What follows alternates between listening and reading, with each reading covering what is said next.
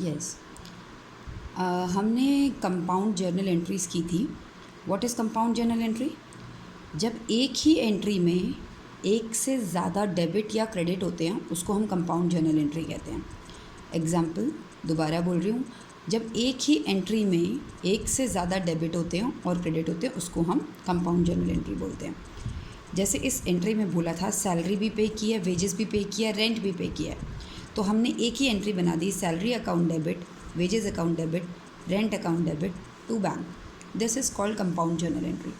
Okay, कुछ इसमें नया नहीं है, बस दो एंट्रीज़ को मिक्स कर दिया। जैसे कि आप डिस्काउंट वाली एंट्रीज़ करते हैं तो वो भी कंपाउंड जर्नल एंट्री है। अब हम आते हैं अपनी बैंकिंग एंट्रीज़ पर। ये ध्यान रखेंगे, बैंक मतलब चेक से लेना देना, ठीक है।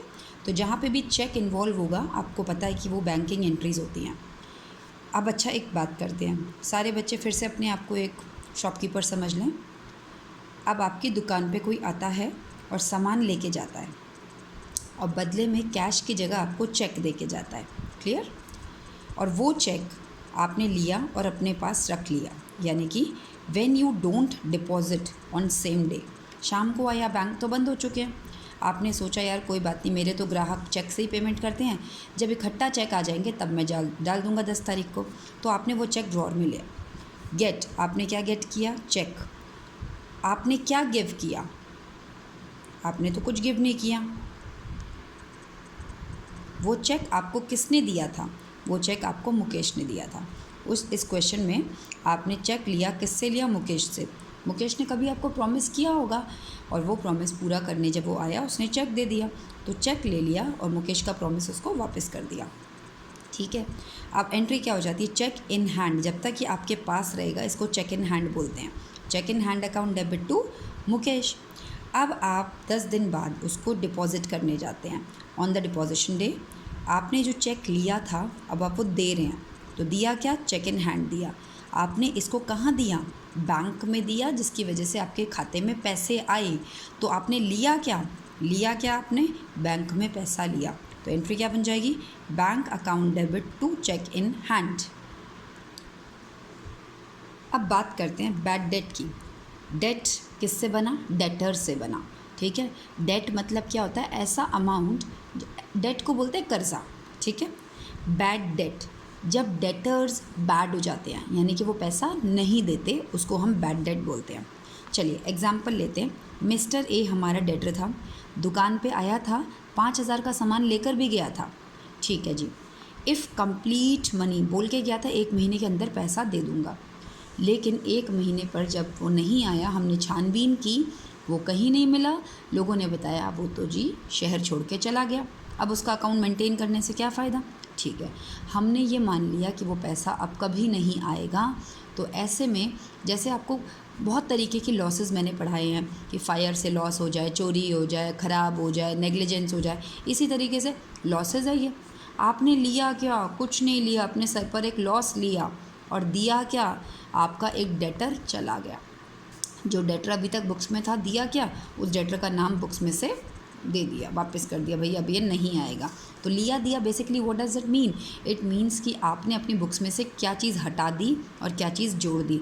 हटा क्या दिया? मिस्टर ए का नाम हटा दिया। और ले क्या लिया बदले में? एक सर पर लॉस ले लिया। लॉस को आप हमेशा नाम लिख के लिखते हो ना, किस वजह से लॉस हुआ? बैड डेट की वजह से लॉस हुआ। तो bad debt account debit to mister A. Clear? इसके बाद आती है if some amount is bad debt. पूरा अमाउंट नहीं हुआ, मिस्टर ए जो है वो भागा नहीं था। मिस्टर ए ने क्या किया?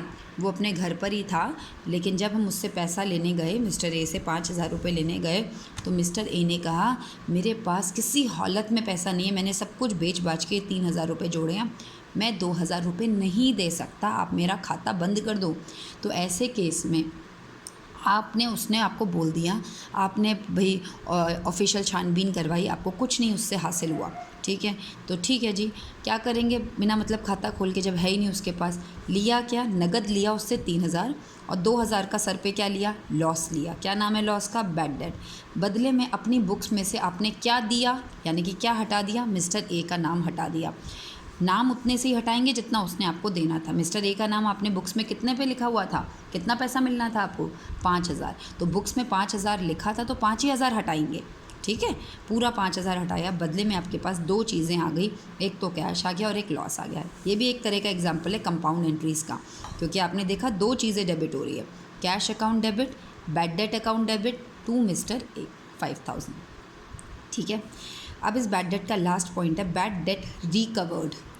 अचानक से किसी टाइम आपका डूबा हुआ पैसा जो मिस्टर ए लेके भाग गया था वो आता है और वो कहता है भैया ऐसा है, तब पैसे नहीं थे, मुझे पता है आप मेरा खाता बंद कर चुके हैं, पर इंसानियत के नाते मैं आपको पैसा देने आया हूँ। कितना पैसा देने आया हूँ मैं आपको, 5,000। अरे वाह, गेट, क्या गेट किया, कैश अकाउंट। अब क्या गिव किया, इसका तो नाम भी हमारे रिकॉर्ड्स में नहीं है। हमारे को क्या हुआ, हमें प्रॉफिट हुआ, प्रॉफिट। तो प्रॉफिट का नाम क्या लिखते हैं, बैड डेट रिकवर्ड। जैसे लॉसेस थे ना कहीं मॉडर्न अप्रोच भी याद है, प्रॉफिट्स, इनकम्स। तो cash account debit to bad debt recovered. आपने कैश लिया और ये कैश आपको क्यों हुआ, ये आपको अचानक से प्रॉफिट हुआ, तो प्रॉफिट को आपने क्रेडिट कर देना है। क्लियर। चलिए, लास्ट पॉइंट था लॉसेस ऑफ एनी टाइप। ये मैंने आपको करवाया, लॉसेस ऑफ एनी टाइप, कोई भी लॉस हो उसमें आपको बस देखना ये है कि आपका उस लॉस की वजह से गिव क्या हुआ और गेट क्या हुआ। हो सकता है आपका चोरी कैश हो गया तो क्या दिया आपने, कैश दिया, या सामान हो गया, गुड्स चला गया, या फर्नीचर चला गया, कुछ भी चीज़ आपकी जा सकती है। लॉसेस में ऐसा थोड़ा ना होता है कि सिर्फ कैश का ही लॉस होगा, सामान का भी हो सकता है, फर्नीचर का भी हो सकता है, आपके इलेक्ट्रॉनिक्स का भी हो सकता है। तो गिव क्या हुआ, ये सारी चीज़ें गिव हुई, बदले में आपने लिया कुछ भी नहीं। क्या लिया सर पे, लॉस लिया। अगर चोरी से हुआ तो लिखेंगे लॉस बाय थेफ्ट। मान लेती हूँ चोरी हो गई कैश की, तो एंट्री क्या लिखेंगे, loss by theft to cash. अगर चोरी हो गई सामान की, loss by theft to goods. अगर चोरी हो गई फर्नीचर की, loss by theft to furniture. तो जो भी गया वो गिव में, जो भी आया क्या सर पे, लॉस आया। अब वो चाहे चोरी से हो, चाहे नेग्लिजेंस यानी कि लापरवाही से हो, चाहे फायर लग गई हो, तो आपने ये डेबिट करने हैं, ये क्रेडिट करने हैं। क्लियर। आउटस्टैंडिंग का मतलब क्या होता है, due but not paid. Due हो चुकी है लेकिन अभी भी पे नहीं की है। फॉर एग्ज़ाम्पल, आप रेंट के हाउस में रहते हैं, ठीक है, 30 तारीख को आपने किराया देना होता है पूरे महीने का। आप रह चुके हैं, सर्विस आप ले चुके हैं, मगर पैसा अभी आपके पास से नहीं गया। आपने लिया क्या, बिजनेस ने क्या ली, सर्विस ली। क्या दिया, अभी तक कुछ नहीं दिया। अगर कैश दिया होता तो यहाँ कैश लिखते, लेकिन अभी तक आपने कुछ नहीं दिया। आपने सर पर कर्जा लिया, तो उस कर्ज़े का नाम क्या है, रेंट आउटस्टैंडिंग। यानी कि आपने लिया तो रेंट की सर्विस, लेकिन दिया कुछ नहीं। देने में आपने उसको बोला भैया दे देंगे, प्रॉमिस दे दिया आपने। तो प्रॉमिस अगर आपने केवल गुड्स के लिए देते हो तो आप नाम लिख देते हो। ये प्रॉमिस आपने किस वजह से दिया, रेंट आउटस्टैंडिंग की वजह से। तो यहाँ पे आप लिखेंगे rent account debit to rent outstanding. तो आपने क्या लिया, सर्विस ली रेंट की, बदले में आपने क्या दिया, क्या, रेंट आउटस्टैंडिंग। यानी कि अभी भी हमारे को इतना पैसा उसको देना है। तो याद रखना, दिया या देना है तो आपने रेंट आउटस्टैंडिंग यहाँ पर लिखना है। इन एंट्रीज़ को तो बहुत अच्छे से मगअप कर लो। सर्विस ली, जब भी आउटस्टैंडिंग प्रीपेड वाली एंट्री होती है, आपने लिया क्या, रेंट लिया, रेंट आउटस्टैंडिंग आपकी लाइबिलिटी होती है। आपको मॉडर्न अप्रोच भी पढ़ाया गया था, तो आपने एंट्री बनानी है rent account debit to rent outstanding. Salary अगर होगी तो salary account debit to salary outstanding. Commission होगा तो commission account debit to commission outstanding. ठीक है, इसी का उल्टा होता है, आउटस्टैंडिंग है जो समय आने के बाद भी नहीं दिया, और एक इसका उल्टा होता है प्रीपेड, जो समय से पहले ही दे दिया। आप किराए के घर में रहते थे, आज तक का किराया सारा क्लियर था, ठीक है, 31 मार्च तक का सारा किराया क्लियर था। अभी अप्रैल आया भी नहीं, आपने अप्रैल मई जून के लिए पहले से ही उसको, मकान मालिक को पैसे दे दिए। आपने उसको पहले से ही पैसे दे दिए। तो अब आपने क्या करा, आपने जो पहले से पैसे दे दिए, जब पहले से पैसे दोगे वो आपको एक पर्ची देगी कि आपने हाँ भाई पहले से दे दिए। किस बात की पर्ची है वो, प्रीपेड रेंट। तो आपने लिया क्या, प्रीपेड रेंट की स्लिप ली। आपने जो दिया है उसका नाम क्या है, रेंट है। आपने दिया क्या जेब से? रेंट दिया, भले ही वो अभी आप रहे नहीं है लेकिन आपने दिया ना रेंट, तो prepaid rent account debit to rent. इन दो एंट्रीज़ को तो बिल्कुल अच्छे से पढ़ लीजिए क्योंकि थोड़ा सा बच्चों को कन्फ्यूज़ कर देती हैं। जब रेंट आपने रह लिया तो rent account debit to rent outstanding, जब आपने पहले ही दे दिया तो prepaid rent account debit to rent. ये किसी भी एक्सपेंसेस पर अप्लाई होता है। अब बिफोर स्टार्टिंग लेजर हम एक ये ओपनिंग एंट्रीज़ का कंसेप्ट समझ लेते हैं। What do you mean by opening entries? आपको पता है पूरे साल भर ट्रांजैक्शंस होती हैं बिजनेसमैन की, तो बिज़नेस की ज़िंदगी में, तो उनको क्या बोला जाता है? ट्रांजैक्शंस बोला जाता है। जितनी भी हरकतें और जितनी भी गतिविधियाँ होती हैं उनको ट्रांजैक्शन बोला जाता है। जितने भी क्वेश्चन आपको जर्नल्स के किए आपने देखा उसमें lots and lots of transactions दी हुई हैं, तो वो ट्रांजैक्शन सारी करंट ईयर की होती हैं, यानी कि 2020-21 की ट्रांजैक्शंस दी हैं क्वेश्चन में। लेकिन आपका बिज़नेस अभी नया नया तो शुरू हुआ नहीं है जी, आपका बिज़नेस तो पिछले 3-4 सालों से चल रहा है। तो पिछले साल का जो बचा हुआ बैलेंस है जो 2020 में आगे बढ़कर आया उसको ओपनिंग बैलेंस बोलते हैं। फॉर एग्ज़ाम्पल, अगर आप में से किसी की दुकान है तो आप ध्यान से सुनिए। आपकी एक टॉय शॉप है, ठीक है। टॉय शॉप आपने पिछले 5 साल से खोली हुई है।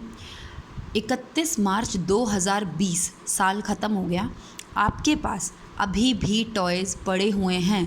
आप उनको फेंकेंगे नहीं, आप उनको अगले साल फिर यूज़ करेंगे। जैसे स्टेशनरी की दुकान है तो 31 मार्च 2020 को आपके पास 50 दर्जन रजिस्टर पड़े हुए हैं, 50 डज़न पेंसिल्स पड़ी हुई हैं, तो आप फेंकेंगे थोड़ी ना, अगले साल फिर उसको यूज़ करेंगे। तो ऐसे सामान को जो पिछले साल का बचा हुआ होता है उनको हम आगे बढ़ाते हैं तो उसको हम ओपनिंग बैलेंस बोलते हैं। ओपनिंग बैलेंस बोलते हैं और उन्हीं ओपनिंग बैलेंस की एंट्री बनाने को ओपनिंग एंट्री बोलते हैं। क्लियर? कुछ पहले से होगा जो आपके पास, उसी को हम ओपनिंग बैलेंस बोलते हैं और उन्हीं की एंट्री बनाने को हम ओपनिंग एंट्री बोलते हैं। तो 1 अप्रैल 2020 को हो सकता है, जैसे क्वेश्चन नंबर 11 में आपकी बुक के आपके पास पिछले साल का क्या क्या बचा हुआ है?